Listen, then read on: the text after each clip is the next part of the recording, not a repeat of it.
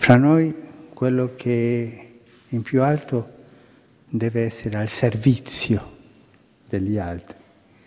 E questo è un simbolo, è un segno, no? Lavare i piedi è io sono al tuo servizio. E anche noi, fra noi, non c'è che dobbiamo lavare i piedi tutti i giorni l'uno all'altro, ma cosa significa questo? Che dobbiamo aiutarci, uno all'altro, l'altro a uno. Perché avessi la vita per lui, e Dio che per